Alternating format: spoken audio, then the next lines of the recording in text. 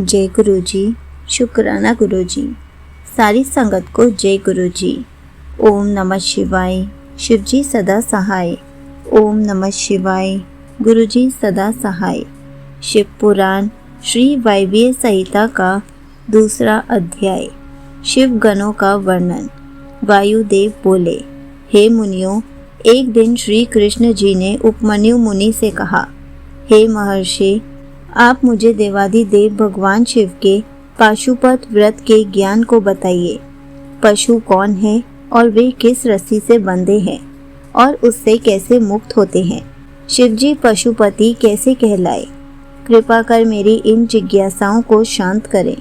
श्री कृष्ण जी के इन प्रश्नों को सुनकर उपमन्यु बोले, हे श्री कृष्ण, इस संसार में ब्रह्मा से लेकर सभी स्थावर जीव सर्वेश्वर शिव के ही पशु हैं।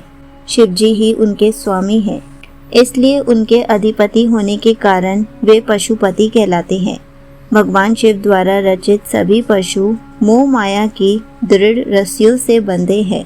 इसी रूप में संसारी व्यक्ति जब मोह ममता आदि के पाश से मुक्त होने का प्रयास करता है तो वह और भी बुरी तरह उसमें बंधता और फंसता जाता है।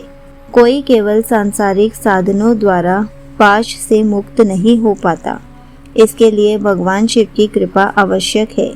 अपने भक्तों की आस्था, श्रद्धा और भक्तिपूर्ण उपासना देखकर वे उन्हें माया रूपी रस्सियों से मुक्त कर देते हैं। माया के 24 तत्वों से ही जीव बंधा रहता है।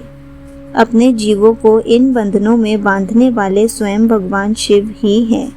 वे उन्हें विषयों में बांधकर उनसे अपने कार्य कराते हैं। जो इन विषयों में असक्त होकर भोगों की कामना से व्यवहार करता रहता है, वह पशुता से मुक्त नहीं हो पाता।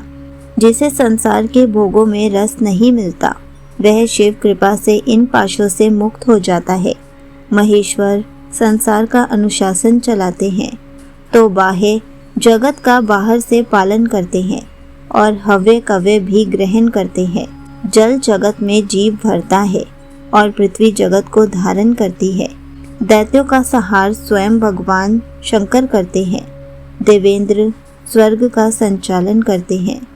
वरुण जल पर शासन करते हैं। ये सब कार्य त्रिलोकीनाथ भगवान शिव के बताए मार्ग पर चलकर संपन्न होते हैं। शिव जी का पूजन सद्गति प्रदान करता है। निष्काम भाव से की गई शिव आराधना मनोकामनाओं की पूर्ति के साथ मुक्ति का साधन भी बनती है। संगत जी, यहीं पर शिव पुराण श्री वायव्य संहिता का दूसरा अध्याय समाप्त होता है। जय गुरु जी, शुक्राना गुरु जी।